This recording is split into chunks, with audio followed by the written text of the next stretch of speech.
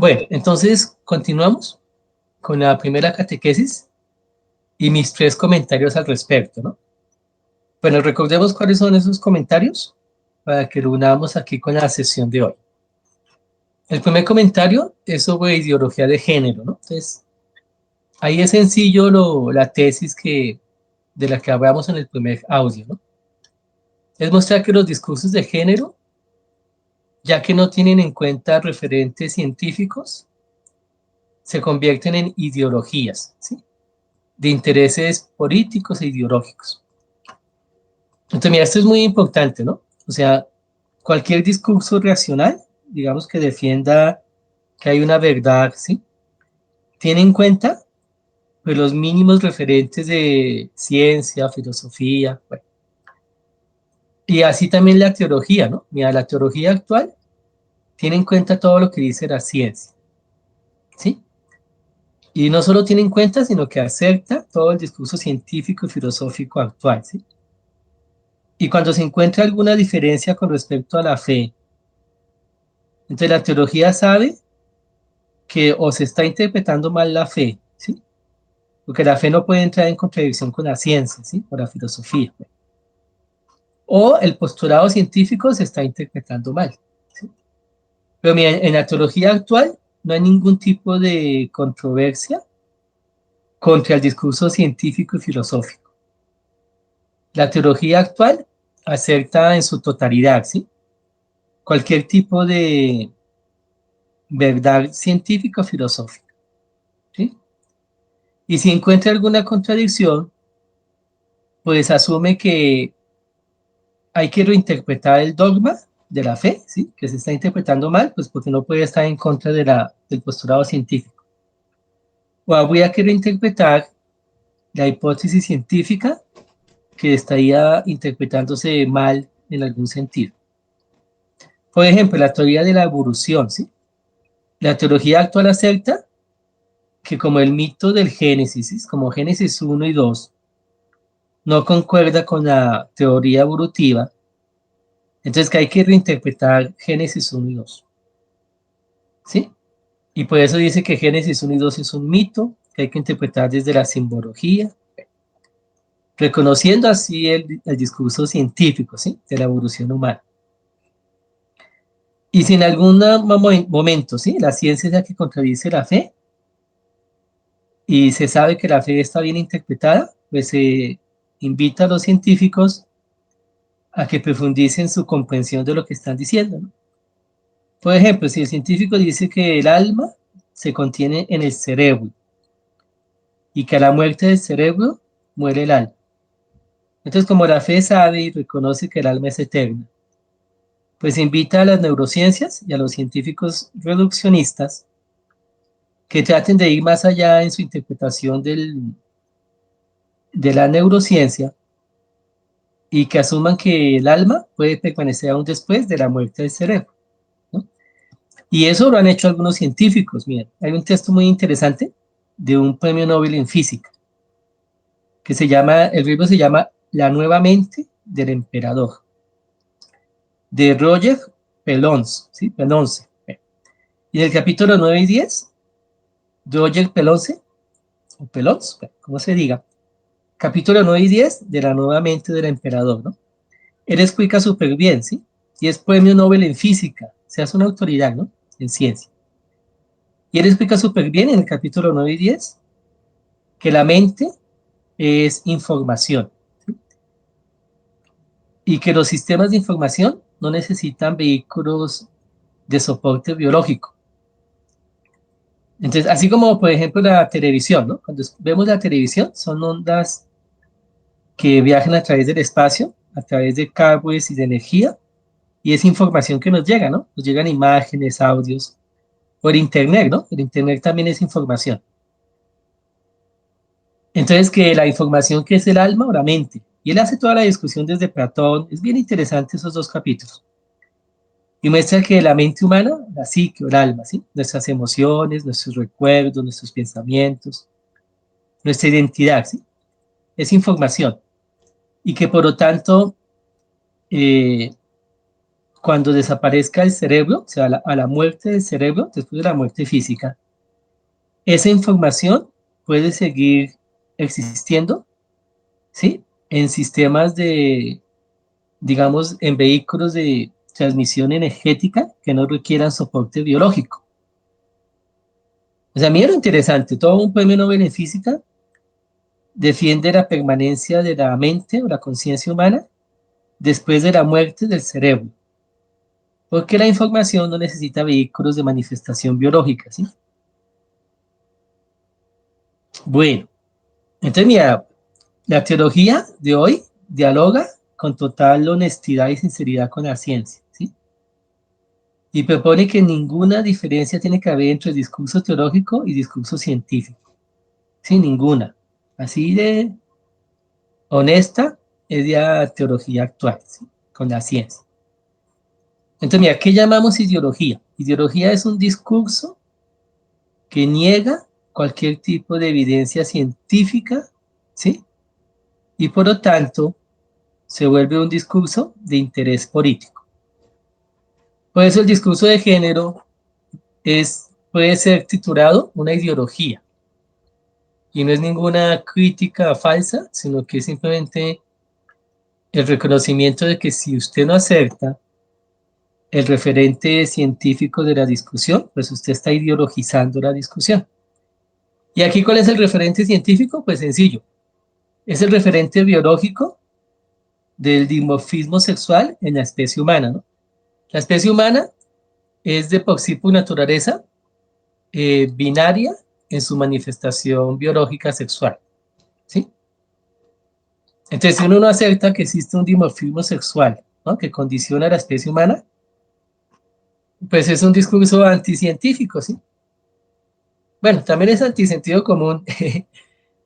Bueno, ahí vimos eso fue lo que vimos en la primera chagra, ¿no? Porque el discurso de género es un discurso de interés político y por lo tanto ideologizante y no científico. Hace 8 días vimos en nuestra segunda chagra cuál es la voz entonces de la biología respecto a esa diferenciación sexual en la especie humana, ¿no?, que llamamos macho y hembra.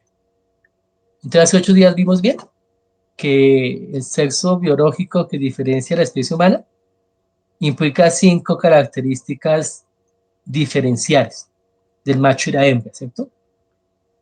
Que es que hay diferencia en el sexo genético, del ADN, en el sexo hormonal, en el sexo gonádico, ¿cierto?, las gónadas, en el sexo erógeno, las zonas de excitación sexual, y en el dimorfismo sexual de las características sexuales secundarias, ¿no?, como el vello, bueno, y otras características. Entonces, esa es nuestra base. Mira, la teología no maneja ningún contenido teológico sin referencia a alguna base filosófico-científica cierta. Sí, eso se los quiero enfatizar para que sepamos qué es el discurso teológico actual, ¿sí? El discurso teológico actual busca referencias o en la ciencia o en la filosofía, ya sean ciencias naturales o ciencias humanas o ciencias sociales. Pero mira, ningún discurso teológico se reduce simplemente a la repetición o a la citación de textos bíblicos. No, mira, el discurso teológico lo que intenta es justificar el texto bíblico desde el discurso racional. O sea, partiendo del texto bíblico, obviamente, va en búsqueda de las evidencias científicas, filosóficas, psicológicas, antropológicas, etcétera, que validen el texto bíblico. Sí, eso es hacer teología. Hacer teología no es repetir la Biblia, no. Es buscar la justificación racional del contenido de la fe. Y esa justificación racional, pues no se busca en el texto. En el texto está el contenido de la fe, ¿sí? Pero la justificación se busca es en las ciencias o en la filosofía. Bueno, nos faltó por ver hace 8 días el apartado del comportamiento sexual. Entonces, como se une con el tercer comentario, que es sobre la identidad de género, entonces quedó muy bien que lo tratemos en esta chagra, esta noche, en forma parte, ¿sí? Bueno, entonces veamos, ¿qué es el comportamiento sexual? El comportamiento sexual deriva en la diferenciación entre lo masculino y lo femenino, incluyendo tres distinciones principales, que es lo que llamamos identidad de género o identidad sexual, lo que llamamos rol de género o rol sexual o estereotipos de género, y lo que llamamos el objeto de deseo sexual. Entonces, mira, hay que distinguir entre sexo biológico y comportamiento sexual. Esa distinción no significa que el uno esté separado del otro. No, tanto el uno como el otro están en conexión y el uno remite al otro. ¿Sí? Pero son dos cuestiones distintas. O sea, uno es el sexo biológico bajo el que yo nazco, ¿sí? Macho-hembra, y todo lo que eso significa. Sexo genético, gonádico, hormonal, erógeno, bueno. Y otra cosa es mi comportamiento sexual, ¿sí? Y obviamente el comportamiento sexual, aunque se remite al sexo biológico, no está determinado, ¿sí? Por la condición biológica, aunque sí está influenciado. Bueno, entonces aquí distingamos estos conceptos que en filosofía es muy importante y en epistemología, ¿no? Mira, obviamente se reconoce que en la especie humana no hay ningún tipo de determinismo, ¿sí? Biológico, pero no se niega que hayan muchos tipos de influencia biológica y material. ¿Sí? Entonces, ahí lo que hay que distinguir es el término. El término determinismo es un término que se usa en filosofía y también se usa en ciencia, y es el término que no hay que utilizar, pero no significa que no hayan influencias, ¿sí? Entonces, ¿qué es determinismo? Determinismo, entendido etimológicamente, como hay que entenderlo, significa que una condición determina otra condición, ¿sí? Por ejemplo, la causa determina el efecto. Entonces, en cualquier tipo de explicación causal, se habla de determinismo causal, ¿sí? El efecto está determinado por su causa. ¿Qué significa eso? Que desde que se dé la causa, tiene que darse el efecto necesariamente. Ahora bien, el comportamiento humano es tan particular que aunque sí está influenciado por las condiciones ambientales, biológicas, evolutivas de la especie, sin embargo, el comportamiento humano ha vencido cualquier tipo de determinismo medioambiental, ¿sí? Y esa es la crítica que hacemos al conductismo, ¿sí? Conductismo es una escuela de la psicología que trata de explicar el comportamiento humano en forma determinista desde el medio ambiente. Entonces, el conductismo dice que si se da un estímulo ambiental, se da cierto comportamiento como respuesta al estímulo ambiental. Bueno, obviamente sabemos hoy en día que tal causalidad lineal no es cierta, porque entre el efecto medioambiental y el comportamiento humano hay una variable intermedia, ¿sí? Y esa variable intermedia es la que impide que haya un determinismo causal del destino que el conductismo enseña. Esa variable intermedia se llama la mente, si estamos hablando de la psicología humana, o se llama la cultura, ¿sí? Los sistemas culturales. Y bueno, pongamos ejemplos sencillos. Un ejemplo bien bobo, ¿sí? Lo que tiene que ver con esto. Bien, todo animal, si existe un estímulo sexual, ¿sí? Adecuado, el desencadenante necesario es que ahí el animal monta, el macho monta a la hembra, ¿sí? Y también, si las hembras animales están en cero, ¿sí? O sea, están en el tiempo de ovulación, y el macho huere las secreciones, ¿sí? Las feromonas, ¿cierto? De la hembra, inmediatamente al darse el estímulo ambiental, que es una hembra ovulando, ¿cierto? El macho la monta, porque no hay ningún tipo de intermediario entre estímulo y respuesta. Bueno, en el macho humano, no ocurre así, ¿no?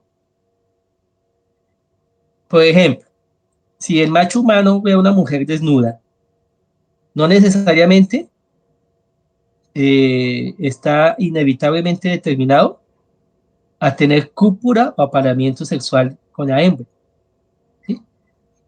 Otra cosa es que obviamente hay muchos machos humanos que no se portan como humanos y entre estímulo y respuesta pues no interviene ningún tipo de variable mental o cultural, ¿no? Y eso puede que ocurra, no sé, de pronto en algún tipo de sociópata. Mira, lo que está en juego, en lo que llamamos de autorregulación del control instintivo, es el desarrollo del lóbulo frontal, ¿sí? Ya hoy en día sabemos, por eso fue que les recomendé el estudio, la lectura, ¿no? De este texto de esta neurocientífica londinense, Sarah Beagmore, bueno, no sé cómo se pronuncia, Beagmore, bueno, donde explica cómo es el desarrollo del cerebro del adolescente, ¿no? Mira, hoy en día, según la neurociencia, hemos llegado a la conclusión que a los 21 años, ¿sí? No antes de los 21 años, no antes de los 20, 21 años, 22, no se desarrolla totalmente las conexiones sinápticas del lóbulo frontal. Y el lóbulo frontal, según estos investigadores, estoy leyendo otro texto interesante que es sobre neurociencias y libertad. ¿Sí? También se los recomendaría, ¿sí? Es de un neurocientífico español que, bueno, que ha hecho toda su desarrollo profesional en universidades de Estados Unidos y Europa. Se llama Joaquín Fuster y el texto se llama, eh, bueno, en español ha tenido como dos traducciones el título. En inglés se llamaría La neurociencia de la libertad y la creatividad. Entonces el texto que yo tengo se llama Neurociencia, los cimientos cerebrales de nuestra libertad.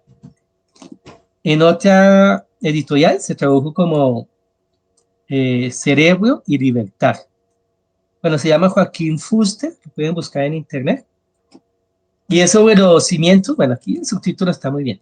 Cimientos cerebrales de la libertad. Entonces, bueno, él hace ahí una discusión bien interesante que tiene que ver con esta cuestión, este debate del determinismo. Mira, cuando nacieron las neurociencias, eh, nacieron con un sesgo determinista, ¿sí? Diciendo que el comportamiento humano era una simple exteriorización de la fisiología cerebral. Bueno, este autor, ¿sí? Que ya está viejito, ya después de sus más de 50 años de investigación, escribe este texto para mostrar que tal sesgo determinista no tiene base científica. ¿Por qué? Porque en el cerebro humano existe la corteza prefrontal, ¿sí? Donde se toman decisiones que liberan a la especie humana de cualquier tipo de determinismo. Y de eso trata el texto, ¿sí? Es bien, bien interesante. Les digo la tesis rapidita, para que la entendamos y es sencilla.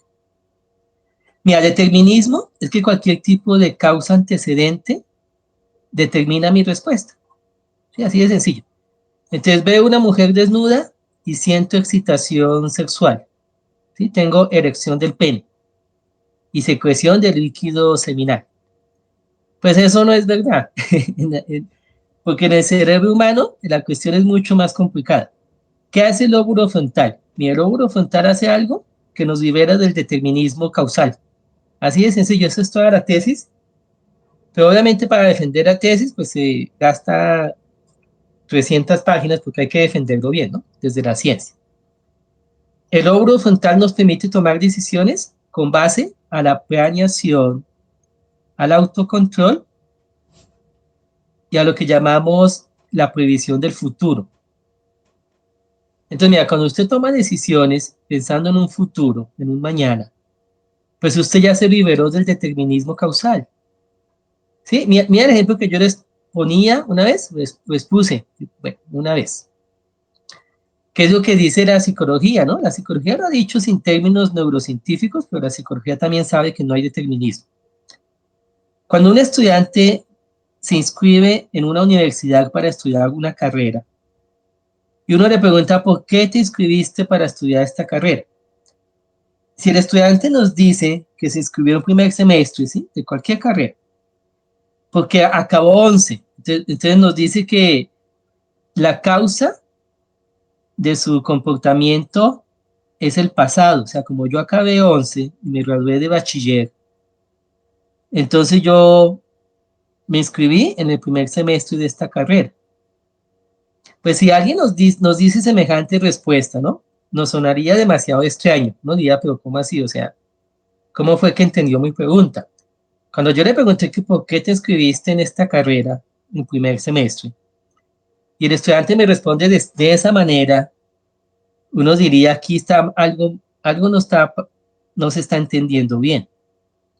Porque lo que uno esperaría es que el estudiante me responda con respecto a algún tipo de planeación futura, ¿sí?, de previsión futura. O sea, lo que llamamos algún tipo de explicación teleológica, ¿sí? No teológica, sino tereo. O sea, viene del griego tereos, que significa finalidad. O sea, mira, el comportamiento humano más que todo responde a expectativas, a sueños, anhelos, a previsiones o planeación futura, no antecedentes pasados, ¿sí? Y en ese instante en que usted hace que el presente dependa del futuro y no del pasado, en ese mismo instante usted está escapándose de cualquier tipo de determinismo causal. Porque el determinismo implica que el pasado es el que produce el presente. Pero cuando usted hace que el presente no sea producto del pasado, sino de la previsión futura, usted se escapa de cualquier tipo de determinismo. ¿Y qué es lo que nos permite hacer esas planeaciones teológicas, o sea, finalistas? Que yo me pongo un propósito, una meta, una finalidad. Y yo tomo decisiones de hoy pensando en efectos futuros. Lo que me permite hacer ese tipo de planeación futura, de previsión, es el lóbulo frontal. Y el lóbulo frontal también me permite la autorregulación del instinto y el control de las emociones y demás. Por eso, mira, la mayoría de edad debía estar en los 21 años, porque es cuando yo en mi lóbulo frontal he construido las sinapsis necesarias para el control inhibitorio de mis emociones, instintos y demás, y deseos. Bueno. Y cuando me proyecto al futuro.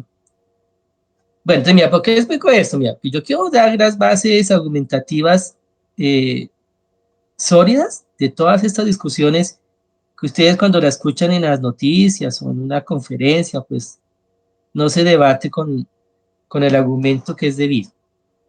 Entonces, mira, aunque el comportamiento sexual no está determinado, ¿sí?, por el sexo biológico, en ese sentido que ya lo he explicado los últimos 10, 15 minutos, de qué significa determinismo, porque todo comportamiento humano es libre, ¿sí? Todo comportamiento humano es libre, no es determinado, pero sí está influenciado.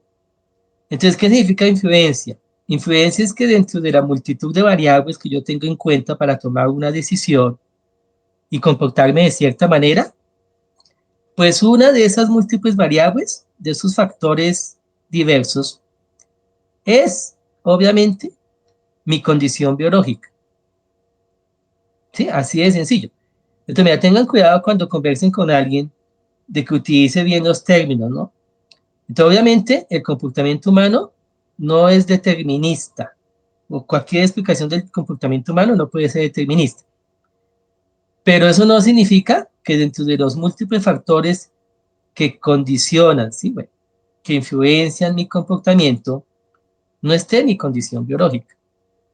Entonces, cuando uno toma una decisión, pues ahí está en juego mi condición biológica, está en juego mi historia de crianza, ¿cierto? Está en juego mi presupuesto económico, ¿cierto? Mi cuenta bancaria. Está en juego mis sueños y anhelos futuros. Pero está en juego muchas otras variables, está en juego mi fe. Y mi fe, por ejemplo, vence la condición bancaria, ¿cierto? Mira, ¿cuántos de nosotros hemos estudiado? No porque nuestra familia tenía dinero, sino porque no nos faltó la fe, o sea, tuvimos la fe suficiente, ¿sí? Para que a pesar de nuestra condición económica, pudimos estudiar, ¿sí? Entonces, mira, ¿qué hace la decisión humana? La decisión humana es una multiplicidad de factores, ¿no? Multifactorial, que entre múltiples variables va tomando decisiones. Pero mayormente esas decisiones están influenciadas por nuestra capacidad de planeación futura, ¿sí? O sea, son decisiones que son más que todo de explicación teleológica. O sea, son mis propósitos, mis metas, mis objetivos, ¿sí? La finalidad que yo espero alcanzar en un futuro, la que condiciona mi decisión presente, ¿sí? Listo. Entonces, mira, ¿cuáles son estos tres comportamientos sexuales? Que aunque no son determinados por la biología, obviamente sí están influenciados por la biología, ¿sí? Pero obviamente, como son comportamientos humanos, pues están bajo la libertad humana. Y esa libertad humana, bueno, mira, este es otro comentario importante. Esa libertad humana nos permite saltarnos la condición biológica. Bueno, esta es una explicación de Kant respecto a qué significa la libertad humana. Mira, la libertad humana significa que ningún comportamiento humano es necesario, sino contingente. ¿Sí? Mira, ningún comportamiento humano es necesario, sino contingente. ¿Qué significa eso? Necesario es que si usted hierve el agua a 100 grados centígrados, necesariamente hierve. Necesario es que si usted deja caer un objeto en un ambiente donde hay atmósfera, pues el objeto cae por la fuerza de la gravedad, ¿cierto? Ni a ningún comportamiento humano en ese sentido es necesario. Es lo mismo que estaba diciendo antes con el concepto de determinado. Ningún comportamiento humano está determinado, ¿sí? Y ningún comportamiento humano es necesario. Todo comportamiento humano es una construcción de mi libertad, o sea, es contingente. ¿Qué significa la palabra contingente en filosofía? Que es otra discusión que hay entre determinismo, bueno, tiene que ver con lo mismo. La discusión entre determinismo y contingencia. Entonces, aquí llamamos contingencia lo opuesto del determinismo. El determinismo físico, físico-químico, hace que las cosas sucedan por necesidad. En cambio, la contingencia hace que las cosas sucedan por libertad, o sea, por opción. Es mi opción decidir una u otra alternativa. Contingencia significa que algo pudo haber sido o pudo no haber sido. O sea, no era necesario que sucediera. Sí, eso es lo que llamamos contingencia. Entonces, mira, todo comportamiento humano es contingente. O sea, pudo haberse dado y no pudo haberse dado. ¿A qué se debe que se hubiese dado? A la libertad humana. A que yo decidí que así fuera. Entonces, mira, cuando yo tengo una mujer desnuda delante de mí, no es necesario, o sea, no está determinado que yo tenga un apareamiento sexual con ella. Mi decisión de unirme sexualmente, ¿sí? Ya sea por la voluntad de esa mujer o contra su voluntad, o sea, ya sea una relación sexual consensuada o una violación, es una decisión contingente que yo decido desde mi libre albedrío, ¿sí? Pero yo no estoy condicionado o determinado a tener una unión sexual, como así lo estaría cualquier animal no humano, ¿sí? Que si la hembra está en cero, pues el macho la monta inevitablemente, ¿sí? Porque no puede hacer un acto racional de negación del instinto y previsión futura, ¿sí? Para decir yo no monto a la hembra, ¿sí? Bueno, esa es la gran diferencia entre el animal humano y el animal no humano, que parece que hoy en día muchos han olvidado. Bueno, entonces mira, esos tres tipos de comportamiento que pertenecen a la libertad humana eh, pueden saltarse cualquier tipo de condicionamiento biológico. Por eso es que uno puede ir contra lo que le dicta su biología, ¿sí? Por eso. Bueno, entonces veamos bajo estas premisas, veamos cuáles son esos tres tipos de comportamiento. Vale. El primero se llama la identidad sexual o identidad de género, que se refiere a la autopercepción de la persona como masculino o femenino. Entonces, mira, obviamente nuestra identidad sexual está remitida al sexo biológico. Y si yo tengo una biología de macho, pues me identifico como masculino. Y si tengo una biología de hembra, pues me identifico como femenino. Pero la construcción de lo masculino y lo femenino es una construcción que, aunque se remita al sexo biológico, se construye con una variación cultural histórica. O sea, lo que yo entiendo por masculino hoy en día o femenino es muy distinto a lo que se entendió por masculino y femenino hace 2000 años, hace 500 años, o lo que entiende la China, la India o los indígenas, o África.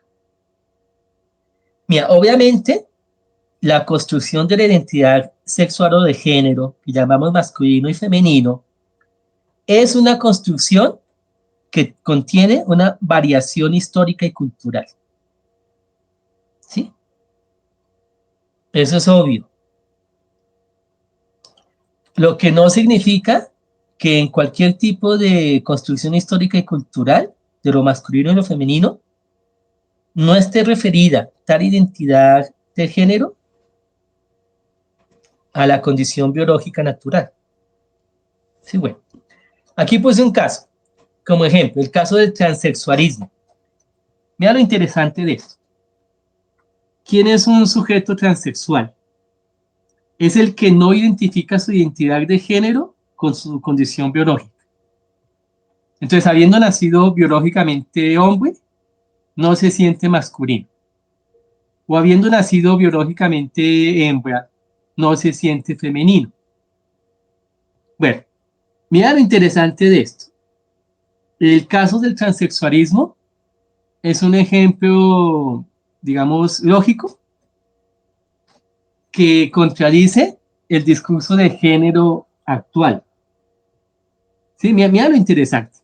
Supuestamente el discurso de género es un discurso para defender cualquier tipo de diversidad sexual de los grupos LGBTI, más Q, y etcétera, etcétera.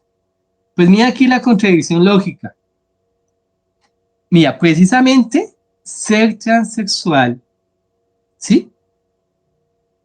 Es una condición que contradice lógicamente el discurso de género. Porque mira lo que dice el discurso de género. Mira, traten de escucharme bien, para que entiendan dónde está la contradicción, ¿sí? Es una paradoja. Mira, el discurso de género dice que ser hombre y ser mujer no tiene que ver nada con la condición biológica, ¿sí? Pero ¿qué dice el transexual? El transexual dice, y por eso hace su apuesta al transexualismo. ¿Qué dice un sujeto transexual?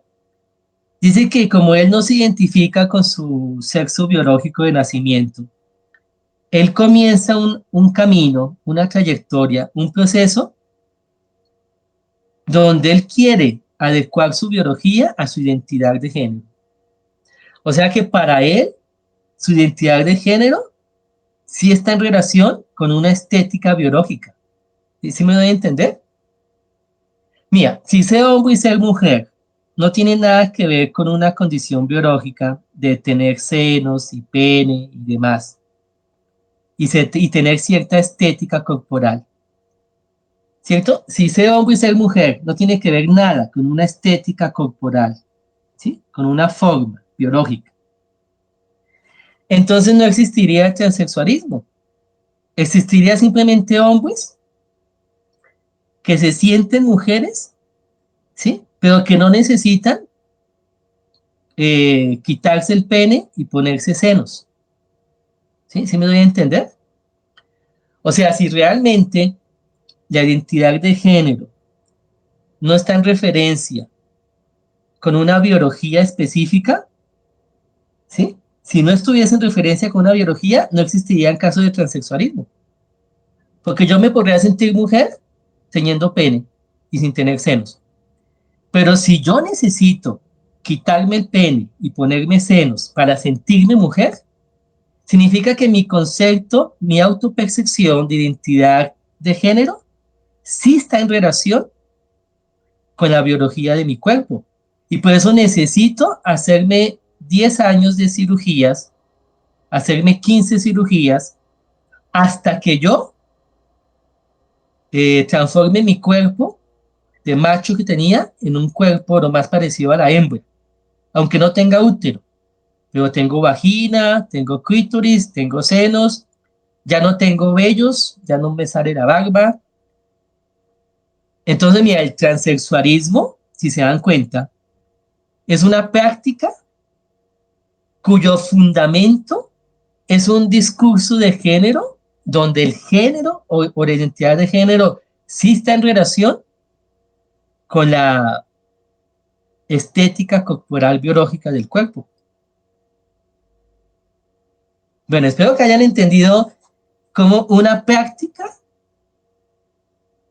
como el transexualismo está defendiendo que la identidad de género sí está en relación con un biotipo,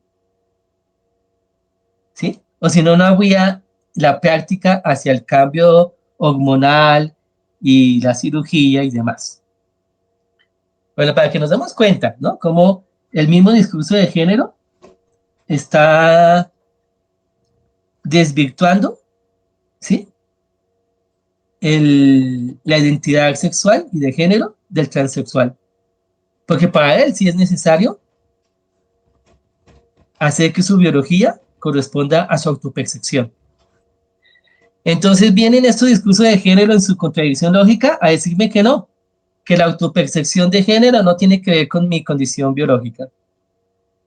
Cuando sí, evidentemente sí.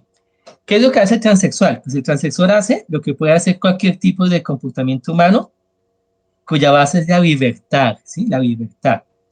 Mira, la libertad humana es tan libre que puede negar sus condiciones biológicas de nacimiento. Entonces mira lo que hace el transexualismo. El transexualismo es un sujeto que negando sus condiciones biológicas de nacimiento, ¿sí? Quiere hacer corresponder su autopercepción de género con su estética corporal.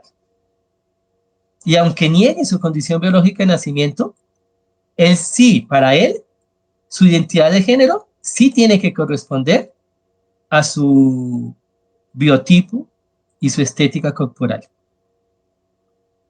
Por lo tanto, hace la transición del dimorfismo sexual secundario, hormonal y gonádico, ¿sí? Pero no totalmente, porque bueno, a nivel también gonádico, pues no puede tampoco ponerse óvulos, pues porque no, si tiene testículos, pues no tiene óvulos. Tampoco puede ponerse una trompa de falopio, ni puede ponerse un útero. Pero hace, bueno, no, entonces no, a nivel gonádico no, me equivoqué. La transformación que hace es solamente a nivel hormonal y erógeno. Sí, gonádico no puede. Bueno, gonádico en parte, ¿no? Pues es que me equivoqué porque es en parte. Sí puede quitarse el pene, ¿sí? Y sí puede ponerse una vagina, pero no puede ponerse ovarios, ¿sí? Y no puede ponerse útero. Entonces, en parte, bueno, pero el cambio que hace es más del dimorfismo sexual secundario y el hormonal, ¿cierto? Gonádico en parte porque aunque se puede quitar el pene y ponerse un clítoris, no puede ponerse un útero, ¿no?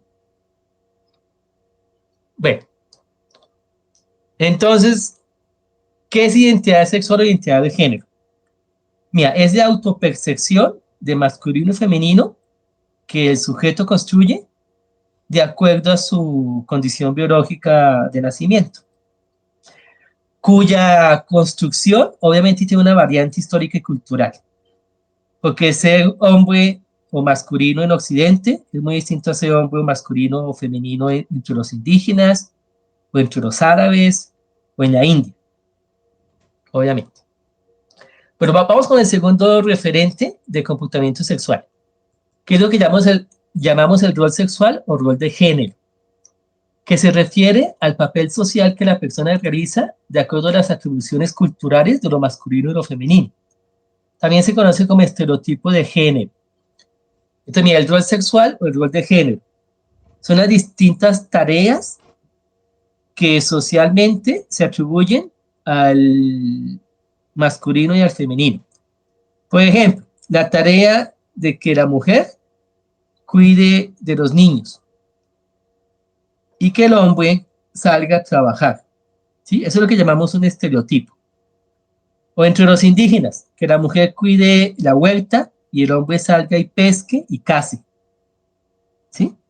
Ese es un estereotipo de género.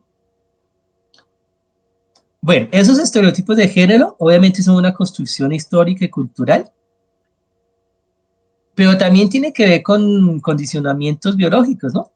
Mira, ¿por qué los hombres se dedican a la pesca y a la caza en los grupos indígenas? Y las mujeres se dedican a la huerta y a los niños.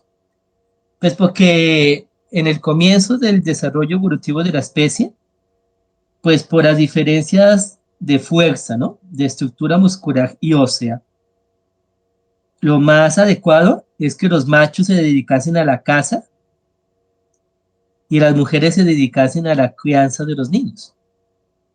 Sí, porque no es fácil por la estructura muscular y ósea y por la fuerza, ¿no?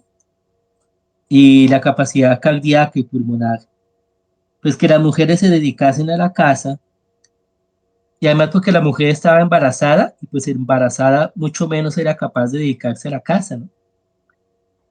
Por eso la agricultura hizo que las mujeres se dedicasen a la huerta, los hombres al pastoreo. Ahí hay variables antropológicas importantes, ¿no? Y aún hoy en día, venga, mira, y lo que nos enseña la guerra. Mira, ¿por qué, por ejemplo, en la guerra de Ucrania, ¿cierto? ¿Por qué los inmigrantes de Ucrania, ¿cierto? Que salieron de Ucrania, ¿no? Como 4 millones, según escuché, a Europa. ¿Por qué esa inmigración fue más que todo de mujeres y niños y no de hombres? Porque los hombres están dedicados a la guerra, ¿no? O sea, los hombres ucranianos están haciendo la guerra. Y las mujeres ucranianas pues están inmigrando a Europa occidental con sus niños. Entonces mira que la guerra es una condición histórica que nos muestra que estos condicionamientos biológicos siguen vigentes, ¿cierto? Porque cuando se llama la guerra, no se llama la guerra igualmente a las mujeres. Obviamente las mujeres en los ejércitos tienen algunas funciones, ¿no? De telecomunicaciones y otras cuestiones, pero son una minoría. O sea, de los 300.000 soldados que Rusia hace como un mes, ¿cierto? Reclutó para la guerra, habrán 20.000 mujeres, o 50.000 por máximo, pero los otros 250.000 son hombres masculinos, ¿cierto? Pues porque la guerra nos recuerda que esa diferencia biológica, el biotipo, ¿sí? Sigue existiendo. ¿Qué otras esferas de la vida nos recuerda que el biotipo sigue condicionando el estereotipo? Pues el deporte, ¿sí? Mira, en el deporte no tenemos deportes mixtos.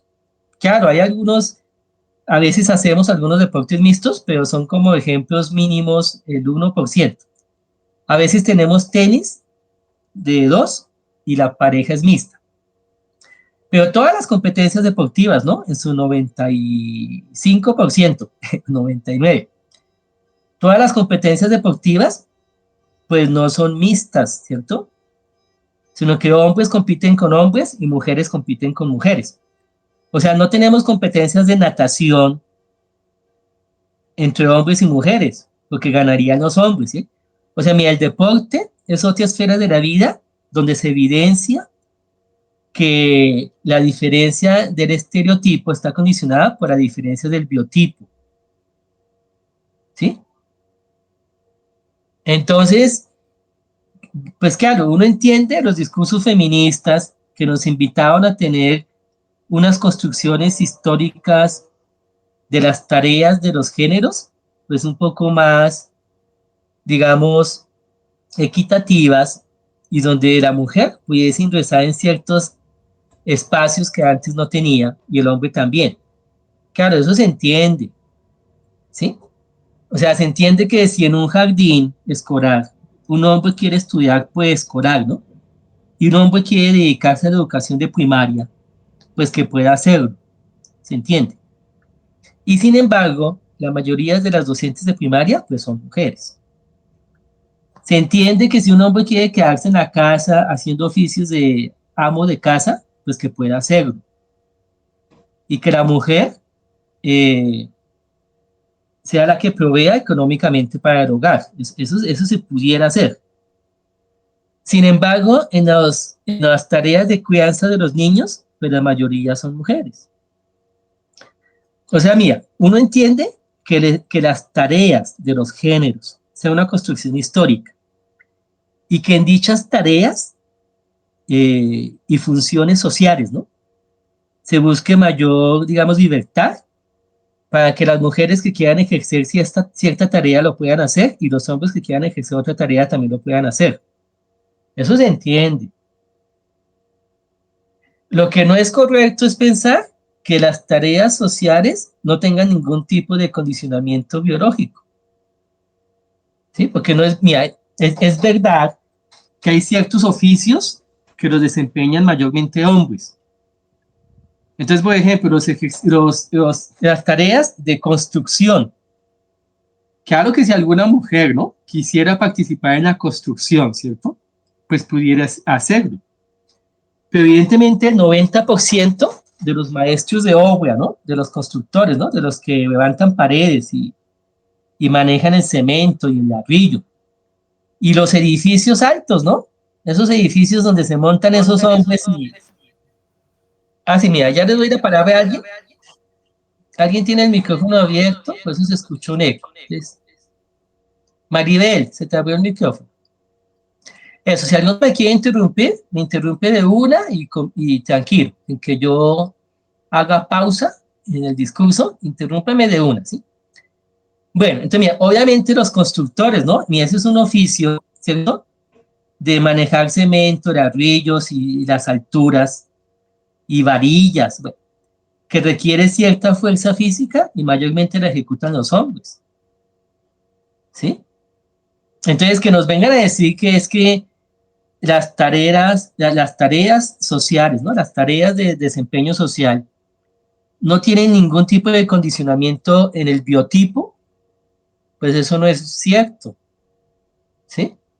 Por algo hoy en día, muchas de nuestras tareas, profesiones, oficios, ¿no? Oficios, siguen siendo dominio de cierto género más que de otro, ¿sí?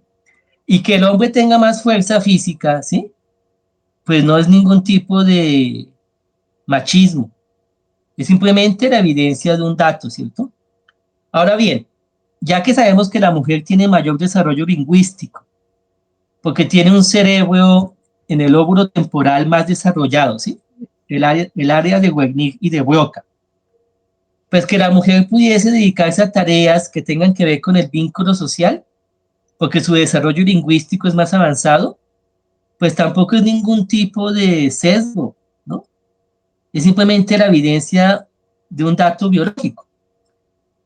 Entonces, que las mujeres estén más dedicadas a la crianza de los niños, no solo en el hogar, sino en la primaria, ¿cierto? En las escuelas primarias. Porque el niño en la escuela primaria todavía está en el manejo del desarrollo del lenguaje, güey, y necesita un vínculo afectivo y social más avanzado, y tal vez las mujeres están más capacitadas para ello, pues eso no es ningún tipo de machismo, ¿no? Eso es simplemente el sentido común, ¿sí? Bueno, entonces mira, el rol sexual o de género tiene que ver con esas tareas o funciones que la sociedad ha identificado con cierto género, que es lo que llamamos estereotipos, ¿sí? Ciertas actividades, como cocinar, por ejemplo, ¿cierto? Y otras actividades, como la danza, como, bueno, ahí ustedes ya pensarán tantos oficios que hay. Evidentemente, el rol sexual, ¿sí? El rol, o sea, el papel social, ¿sí? El estereotipo. Evidentemente es una construcción social que puede cambiar y ha venido cambiando y que puede hacerse cada vez, digamos, más equitativa. Pero eso no significa que evidentemente el biotipo sexual, por las características de fuerza, inteligencia y demás, no condicione que haya ciertos oficios en la sociedad que sean mayormente de desarrollo de uso de mujeres o de hombres, ¿sí?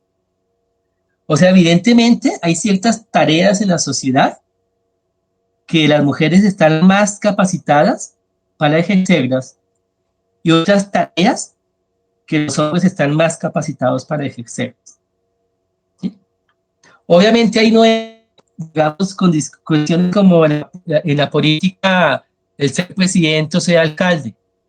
Obviamente una mujer y un hombre tienen las mismas capacidades para ser presidentes o alcaldes, o científicas, o matemáticas, o filósofos. No estamos hablando de este tipo de oficios, sino de otros tipos de oficios más prácticos, donde es evidente que el biotipo masculino o el biotipo femenino, ¿sí? De hombre y de mujer, sí condiciona la tarea. Por ejemplo, en el cuidado del otro. Evidentemente, en el cuidado del otro pueden haber hombres que sean muy tiernos y empáticos y compasivos, pero hay una condición biológica innata en la mujer que la hace más adecuada para ciertos oficios que tienen que ver con el cuidado del otro.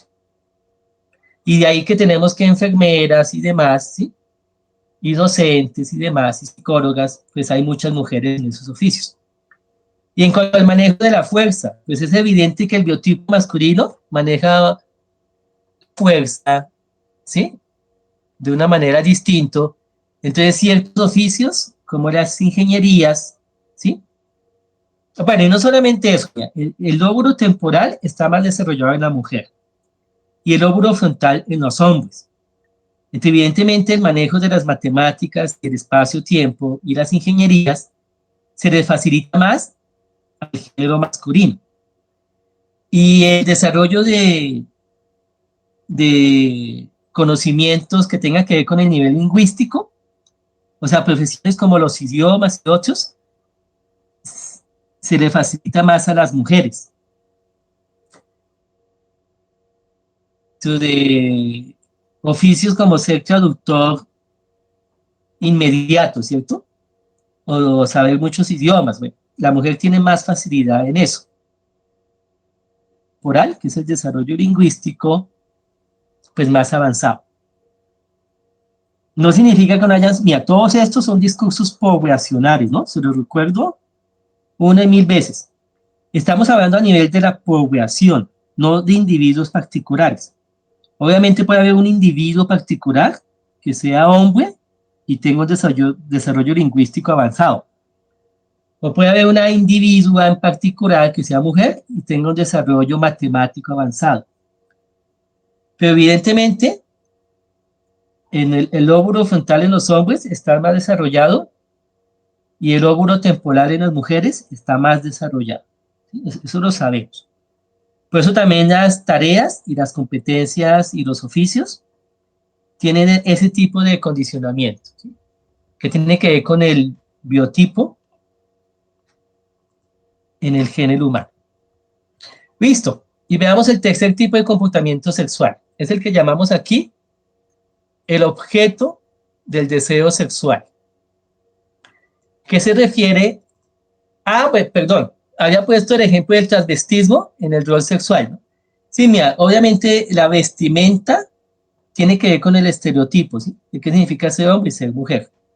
¿Cierto? Lo que no significa que no haya vestimenta masculina y vestimenta femenina, ¿sí? Entonces, ¿qué es el transvestismo? El transvestismo es una práctica social en la que yo quiero transgredir el estereotipo de cómo se visten hombres y mujeres.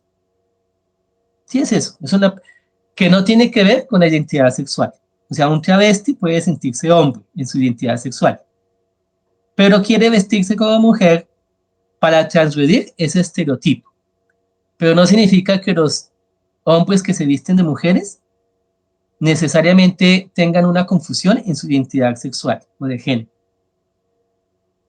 Como tampoco tiene que ver con la homosexualidad, ¿no? O sea, no tiene que ver con la homosexualidad el vestirme de hombre o mujer. Y lo conectamos entonces con el tercer concepto, que es lo que llamamos el objeto del deseo sexual, que se refiere a la escogencia de la pareja sexual. Entonces, mira, el objeto del deseo sexual es distinto al rol sexual y es distinto a la identidad sexual. Son tres cosas distintas. Entonces, mire, la homosexualidad, así como la bisexualidad y la heterosexualidad, están en relación no con la identidad sexual ni con el rol, sino con el objeto del deseo sexual. Entonces, pongamos el ejemplo de la homosexualidad. Mira, un homosexual no necesariamente tiene confusión en su identidad sexual. Y en la mayoría de los casos, no hay ningún tipo de confusión con la identidad sexual. Entonces, un homosexual se siente hombre, ¿sí? No es que se sienta mujer. Y una mujer lesbiana se siente mujer, no es que se sienta hombre. Y ni el hombre homosexual viste de mujer, ni la mujer homosexual tiene que vestir de hombre. O sea que tampoco es un conflicto del rol sexual. La mayoría de los casos de homosexualidad es simplemente un caso en la escogencia del objeto del deseo sexual. Sí, que es bueno no confundir los tres esferas del comportamiento sexual. El objeto de deseo sexual se construye en la adolescencia, ¿sí? Y según los psicoanalistas, antes de los 6 años. Entonces, ahí tenemos dos teorías psicológicas distintas, ¿no? Diversas, para explicar el objeto del deseo sexual. Según los psicoanalistas, el objeto del deseo sexual, y se conecta también con la identidad de género, ¿sí? En el psicoanálisis. Se construye en lo que llamamos la resolución del complejo de Edipo, o sea, entre los 3 y los 6 años.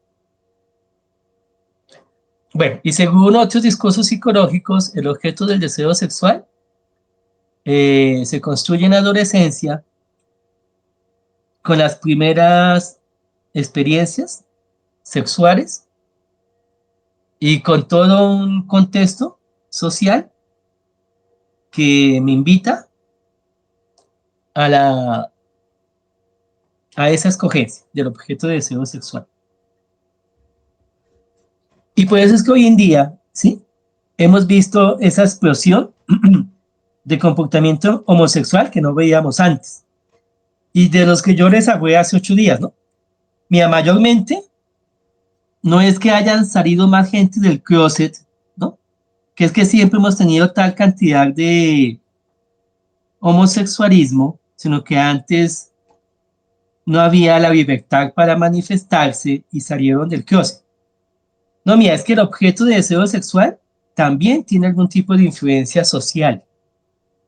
Entonces, entre mayor sea el discurso, ¿sí? De diversidad sexual, mayor es la adecuación del adolescente a esos discursos de diversidad sexual. ¿Sí? Bueno, entonces mira, aquí tenemos los 3 tipos de comportamiento sexual que aunque tienen algún tipo de influencia biológica y cuya remisión debería darse al biotipo de diferenciación sexual biológico, sin embargo, debido a la libertad humana, es posible que uno no construya su comportamiento sexual de acuerdo a su sexo biológico, sino que uno lo construya en contra de su sexo biológico. Por eso tenemos identidades sexuales ¿sí? Como el transexualismo, que no corresponde al sexo biológico, o tenemos roles sexuales, como el transvestismo, o tenemos objetos de deseo sexual, como la homosexualidad, que no corresponde al sexo biológico. ¿Por qué no corresponde al sexo biológico? Porque en estas tres esferas del comportamiento sexual somos libres. Y ya que somos libres de escoger en contra de nuestra condición biológica. Y así lo han decidido los transexuales, así lo han decidido el transvestismo y así lo ha decidido el homosexualismo. Han decidido, ¿sí?, construir un comportamiento sexual en contradicción o en oposición a su condición biológica sexual de nacimiento. ¿Sí? ¿Qué significa eso? Significa que los que han construido un comportamiento sexual de acuerdo a su condición biológica de nacimiento están mal o que los que están mal son estos. Esa es la discusión, ¿no? La discusión es la siguiente, mira.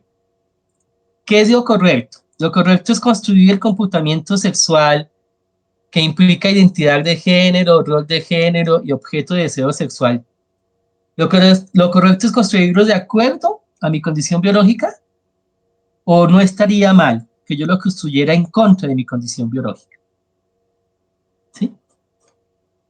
Entonces, mira, la respuesta que da las ciencias, ¿no?, y no solo la fe religiosa, sino la respuesta que da la psicología, por ejemplo, o que da la etología, ¿sí?, la etología humana, es que lo normal, y ahí tenemos que entrar a hablar de otro concepto, o el estándar, debería ser de acuerdo a la condición biológica.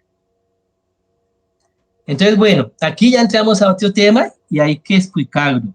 Entonces, bueno, según me doy cuenta, tampoco alcanzó el tiempo para hablar de mi tercer comentario sobre identidad sexual o de género, y nos quedamos hablando solamente del comportamiento sexual, pero no importa. Y en los minutos que me faltan, voy a 10 minuticos, ¿sí? Ya en 10 minuticos acabamos. Bueno, son las 8 en punto, regálenme 5 minuticos más. Y les explico por qué lo normal, o el estándar, o lo correcto, debería ser construir el comportamiento sexual de acuerdo al sexo biológico y no en contra al sexo biológico. Y es una explicación sencilla que viene de lo que llamamos psicopatología, o lo que uno podría llamar psicología normal, ¿sí? Y bueno, entonces venga, les explico en 10 minutos, regálenme en 10 minuticos, para que entendamos por qué sí está mal construir el comportamiento sexual en contra del sexo biológico. Pero bueno, utilicemos otro término, que es lo estándar, lo normal. Mira, ¿qué es la normalidad? Sí, que es un comportamiento normal versus un comportamiento anormal, ¿no? En psicología también hablamos de psicología anormal. O sea, si usted estudia en psicología los discursos que tienen que ver con esta temática, se llama psicopatología o psicología anormal. Entonces, utilicemos el concepto de anormalidad. Mira, algo es anormal, según la psicología, conforme a un criterio estadístico, que es lo que llamamos el estándar, que es un criterio sociológico y que es un criterio poblacional. Entonces, mira, utilizando la curva de Gauss, que ustedes conocen, ¿no? Según la curva de Gauss, tenemos una población que se mantiene en el estándar, que es como el 80%, cuya desviación estándar, esta es una cuestión estadística, ¿sí? La desviación de ese estándar es un 10% hacia el exceso o un 10% hacia el déficit. Pero diríamos que una población está en el 80% en el estándar, ¿sí? Y que los que se salen de esa normatividad es un 10% en exceso, un 10% en déficit, algo así. Bueno, espero que tengan en su cabecita la curva de Gauss de lo que les estoy hablando, ¿no?, para que me entiendan. Entonces, por ejemplo, a nivel de sexualidad hay un comportamiento sexual estándar. que es lo normal, ¿sí?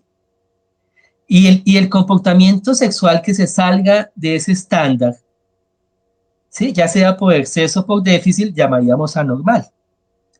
Entonces, ya podríamos decir que hay una sexualidad normal, estándar, y hay una sexualidad que es supranormal y otra que es infranormal. O sea, una que se sale de la norma por exceso y otra que se sale de la norma por déficit.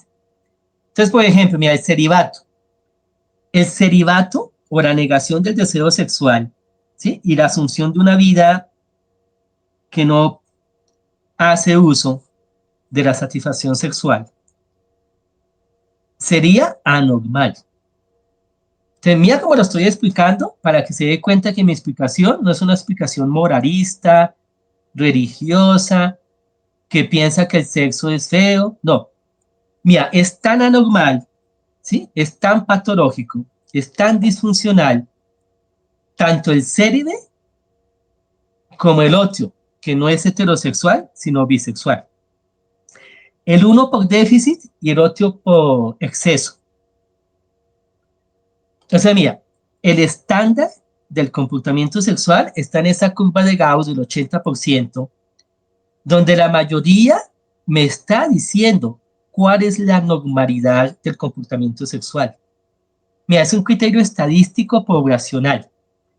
La mayoría me está diciendo cuál es el comportamiento sexual adecuado, normal, no patológico, no disfuncional, no pecaminoso, ¿sí?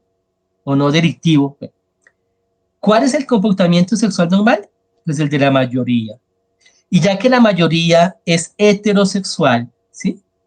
Y está en ese 80% de la curva de Gauss, pues ni el 10% que es asexual o célibe y que no quiere hacer uso de su sexualidad siendo una persona adulta, ¿no?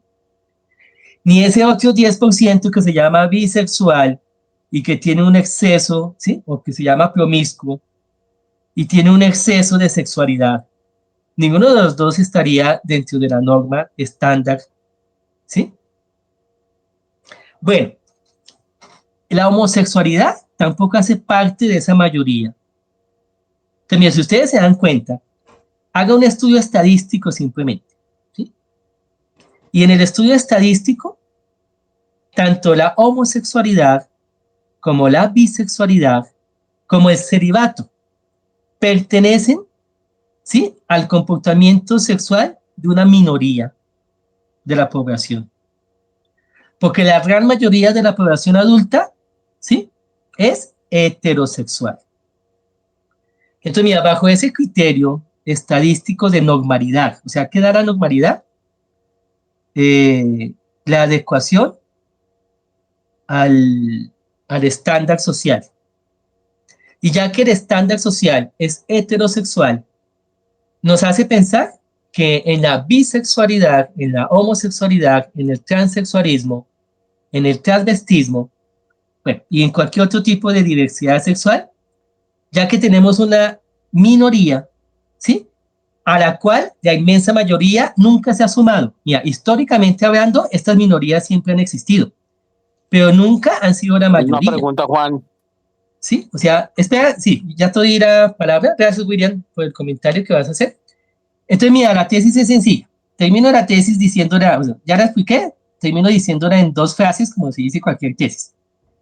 Ya que durante el proceso evolutivo de la especie humana, el comportamiento sexual entre machos y hembras ha sido en su gran mayoría heterosexual y las minorías bisexuales, homosexuales y bueno, etcétera, y célibes también, y etcétera, etcétera, nunca han sido la gran mayoría.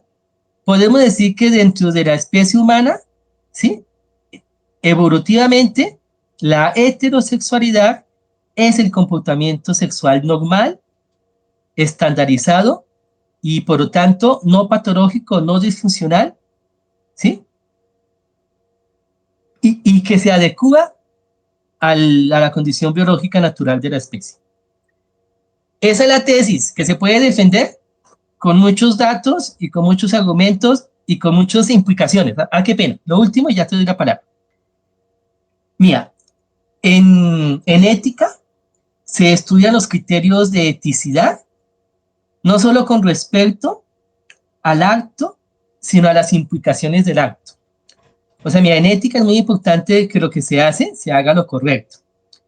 Pero lo correcto no solamente se juzgue, se valida desde el acto mismo, sino desde las implicaciones del acto. Y hay una implicación aquí importante, éticamente hablando, que es que solamente en la conducta heterosexual tenemos un derivado que es necesario, y como es necesario, valida la conducta heterosexual, que es el potencial de fecundidad, ¿sí? De dar hijos, de la progenie. Mira, estamos hablando a nivel evolutivo de la especie, ¿sí? No estamos hablando a nivel del individuo. Esto es un discurso del colectivo poblacional. Mira, ya que ni el celibato, que el celibato tampoco lo permite, ni la homosexualidad permite el potencial de fecundidad que solo lo permite la heterosexualidad. Entonces, y así hay muchos otros argumentos. Por lo tanto, la heterosexualidad es el comportamiento estándar, normativo y adecuado. Porque entre los muchos factores, que uno es el estadístico, el otro es el del potencial de fecundidad. Ya que la unión sexual heterosexual permite la progenie, la cría, ¿sí? Los críos. Entonces también tiene otro tipo de validación como norma y como estándar. Hay muchos más. Ahorita es que quería hablarles de estos, aquí hay dos, ¿no? Que es el estadístico y el de fecundidad. Pero hay muchos otros argumentos a favor de la heterosexualidad, que implica que la homosexualidad y cualquier otro tipo de diversidad sexual, igual que el celibato, mira que no es un discurso moralista, igual que el celibato. O sea, aquí es tan disfuncional la diversidad sexual que nos han vendido como el celibato. Porque una persona sana, ¿sí? Es una persona heterosexual. Listo, te escucho, William. Gracias, Juan. Buenas noches a ti y a todos. Es que cuando estabas hablando del criterio estadístico, estaba pensando que una de las formas que yo he leído y que he escuchado, digamos, tratan como de invalidar sobre eso, tiene que ver con la falacia ad populum. Y es que lo que ellos dicen es que no, porque sea una cosa que mucha gente haga o que sea general, no la valida. Ah, sí, muchas gracias, William. Mira, el comentario es perfecto. Y como esto es un criterio filosófico, ¿no? Bueno, ¿cuál es el criterio ahí filosófico? Digo, el de la falacia, ¿no? La falacia populum es que todo el pueblo lo dice. No significa que sea verdad. Claro, o sea, es una falacia real. El hecho de que la mayoría esté de acuerdo, por ejemplo, en el aborto, el hecho de que la mayoría esté de acuerdo en que el aborto es bueno, no significa que el aborto sea bueno, ¿cierto? O el hecho de que la mayoría esté de acuerdo de que la pena capital se aplique, no significa que la pena capital sea buena éticamente hablando. Ya, entonces, mira, gracias por decirlo, William, porque es que aquí cae como anillo al dedo. Mira, hay que poner en el contexto de enunciación el argumento que uno esté usando. Entonces, dependiendo del contexto de enunciación, o sea, dependiendo del campo discursivo, o sea, de la temática que uno esté hablando, entonces el argumento es falaz o no es falaz. Entonces, el argumento estadístico poblacional puede ser falaz, digamos, a nivel de la democracia. Entonces, si lo que yo estoy hablando es de cuestiones de democracia, entonces puede que sea falaz o puede que no sea falaz la mayoría, ¿sí? Entonces, aquí lo que hay que definir es de qué estamos hablando. Entonces, estamos hablando de un comportamiento humano, ¿sí? Entonces, el hecho de que la mayoría lo haga no significaría que el comportamiento humano sea correcto. Entonces, claro, los nazis se pusieron de acuerdo en matar judíos y no significa que sea correcto, ¿cierto? Hoy en día puede que muchas de la mayoría de la gente esté de acuerdo con el aborto y no significaría que sea correcto. Entonces, mira, definamos el discurso y el campo de enunciación. Estamos hablando del comportamiento sexual. Entonces, mira, comportamiento sexual es algo que pertenece a lo que se llama la etología humana, ¿sí? O sea, no estamos hablando de la democracia, no estamos hablando de la economía, de la política, del deporte. Estamos hablando de un comportamiento cuyo contexto de enunciación es lo que llamamos etología. ¿Sí? Etología. Porque estamos hablando de comportamiento sexual. ¿Sí? No estamos hablando de, no sé, de otras cosas. Entonces, como estamos hablando de etología, este es un discurso que pertenece a la biología y no solamente a la psicología. Entonces, estamos hablando de cuál es el comportamiento del colectivo humano como especie, que se adecua mayormente, ¿sí?, a su bienestar, ¿sí?, y que podemos decir que es lo normal.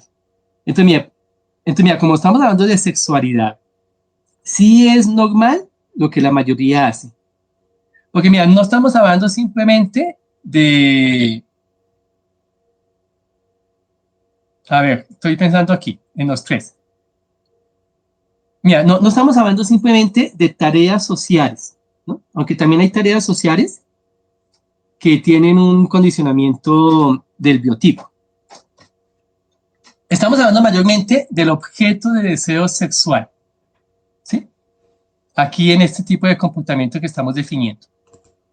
Entonces, mira, estamos diciendo que la heterosexualidad, ¿sí?, que no es esta área, no pertenece al segundo concepto de rol de género, estereotipo. Entonces, estamos hablando del objeto de deseo sexual. Mira, ya que la gran mayoría de la especie humana, ¿sí?, durante milenios, durante miles de años, ¿sí?, así como 40.000 o 100.000 años, se ha definido por un comportamiento heterosexual, ¿sí? Y ya que durante esta historia evolutiva de la especie, ¿sí?, bueno, no solo hace 40.000 años, hace como 3 millones de años, desde los homínidos más primigenios que tenemos. Ya que desde hace 3 millones de años, ¿sí?, los homínidos, y no solo el Homo sapiens, que es el que apareció hace 40.000 años, ¿no?, ya que los homínidos, ¿sí?, en su desarrollo evolutivo, han optado por un comportamiento heterosexual, y esta mayoría nunca se ha visto diezmada, ¿sí? Aunque siempre han habido minorías, pero nunca se ha visto diezmada, siempre ha sido la mayoría hasta el día de hoy. Podemos decir que en este comportamiento sexual específico, que es el apareamiento, en este, ¿sí? Entonces, no en la vestimenta, no en las tareas de género, no en los estereotipos, sino solamente en el objeto del deseo sexual. Como el campo del discurso, ¿sí?, es etología humana, entonces el comportamiento de la mayoría sí es un argumento real y no es un argumento ad populi. El argumento ad populi tiene que ver con otros contextos, ¿sí? Por ejemplo, mira, el de justificar el de justificar algún tipo de decisión política por la democracia. Porque mira, ¿qué dice la democracia? Mira, la democracia cae en la falacia ad populum. Porque la democracia dice, mira, con tal que lo decida la mayoría del pueblo, es aceptado. Pero uno podría decirle a la democracia que es que hay ciertas decisiones políticas que requieren una validación más allá de lo estadístico, ¿sí? Entonces, mira, lo que está en juego aquí es si la estadística valida o no valida. Entonces, por supuesto que la ciencia de la estadística sí valida. Hay que ver qué valida y en qué contextos no, ¿sí? Pero, por ejemplo, en un juego de probabilidades, ¿no? Por eso les digo, mira, esto hay que verlo es desde el contexto del discurso estadístico. Entonces, mira, toda la ciencia estadística, William, se desarrolló precisamente para mostrar la validez del criterio estadístico. Ya sea que se dé por bueno, sí, se me olvidaban los nombres. Ya sea que se dé por probabilidad, ¿no?, que hay muchos criterios. Ya sea que se dé por análisis de varianza, ¿no? Vale, estoy haciendo memoria de mis estudios de estadística en la universidad. Mira, ya que sean análisis de varianza, análisis de probabilidad, análisis de covarianza, ¿sí? Análisis, bueno, es que se me olvidó a todos, qué pena con ustedes. Que ustedes busquen un texto de estadística y está. ¿Qué hace la ciencia estadística? Demostrar los criterios de validación de las pruebas estadísticas. ¿Sí? Y por eso se demuestra que es que, bueno, y en psicología, mira, nuestras pruebas de psicometría, ¿no? William, nuestras pruebas de psicometría están totalmente basadas en los criterios de la estadística. Muchas políticas del Estado se basan en criterios estadísticos, ¿sí? Y por el simple sentido común, pero mira, aquí es simple sentido común, ya que estamos hablando de etología, ¿sí? Entonces sabemos que lo natural y lo estándar es lo que normalmente se da en la práctica biológica comportamental de los animales. Por ejemplo, mira, el criterio que les puse, el de la fecundación. Mira, el hecho de que solamente el apareamiento o el coito heterosexual permita la fecundidad es un criterio súper fuerte, ¿sí? Para pensar que la heterosexualidad es el estándar normativo normal, ¿sí? Pero sí, William, mira, gracias, porque mira, de eso se trata, mira, digamos aquí todas las objeciones y los contraargumentos que ustedes han escuchado y de los cuales hay respuesta. La respuesta sencilla, William, sencillita, es que los criterios estadísticos validan muchos tipos de comportamiento. Y entre esos tipos de comportamiento que validan los criterios estadísticos están los comportamientos políticos, los comportamientos de psicología normal, que se basan en eso, ¿no? Toda la psicología normal se basa en esto, ¿cierto? En la normalidad estadística. Y los criterios etológicos de la especie, ¿no? Porque sabemos que la mayoría, ¿sabes? Por ejemplo, en genética, la norma se saca a través de la estadística, ¿no? Entonces, bueno, gracias, William, por tu comentario. Lo que hay que responder a esa gente es que ellos están utilizando la falacia ad populum en un contenido discursivo donde la falacia no funciona, porque es donde en esos contenidos discursivos precisamente la validación está en el criterio estadístico, que es la mayoría. Entonces, como ahí radica, ahí lo que importa es el criterio estadístico, la falacia populum no funciona. O sea, la falacia populum va contra la estadística. Entonces, hay que ver en qué contenidos discursivos la estadística sí valida. Y obviamente lo valida a nivel de toma de decisiones económicas, toma de decisiones, bueno, un poco de decisiones que se toman hoy en día. Y a nivel de la psicología normal también, ¿no?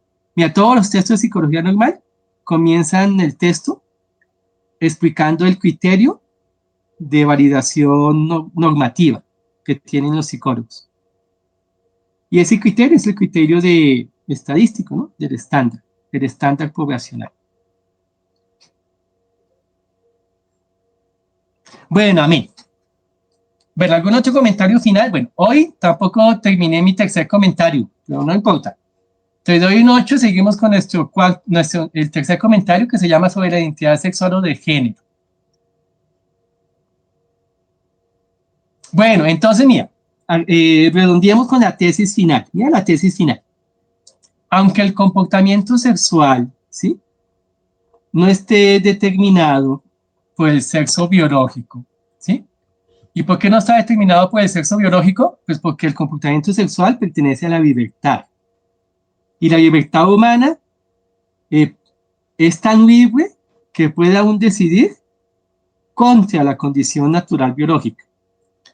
Entonces, aunque el comportamiento sexual es una construcción histórica y cultural que no está determinada por el sexo biológico, sin embargo, debería estar remitido al sexo biológico.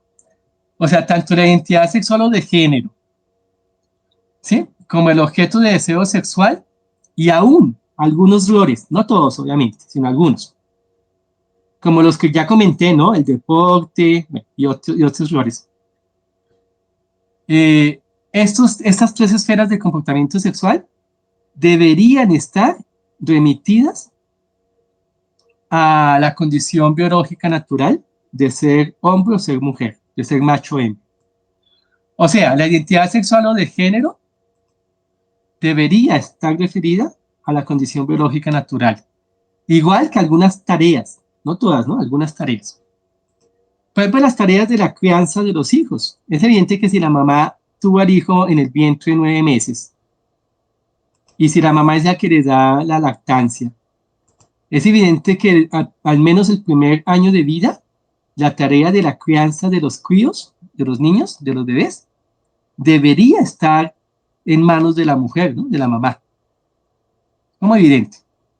Entonces, mira, tanto la identidad sexual o de género, como algunos roles sexuales o de género, como el objeto de deseo sexual, deberían estar remitidos al sexo biológico. Porque esa es la norma estándar de la especie en su comportamiento. Los demás tipos de diversidades, como transexualismo, transvestismo, homosexualidad, bisexualidad, ya que pertenecen a una minoría durante todo el desarrollo evolutivo de la especie, y ya que nunca se han vuelto mayoría, ni se van a volver mayoría. ¿Por qué? Porque no poseen el potencial de fecundidad que posee la heterosexualidad, ¿no? Entonces, las demás diversidades de comportamientos sexuales que pertenecen a minorías no pueden ser la norma ni el estándar, no pueden ser, ¿sí? O sea, simplemente tienen que asumirse como eso, como lo que son, como minorías. Querer asumirlas como estándar o modelos normativos, o sea, modelos de imitación social, ¿cierto? Modelos normativos, va contra el sentido común y la historia evolutiva de la especie. Obviamente existen y seguirán existiendo como minorías de comportamiento sexual. Y el problema no es que existan como minorías, porque eso pertenece a la libertad humana, ¿sí? El comportamiento sexual pertenece a la libertad humana. Lo que no estamos de acuerdo es que quieran imponerse como estándares normativos, como modelos de seguimiento social, porque no lo son. No son modelos estándares normativos, son minorías.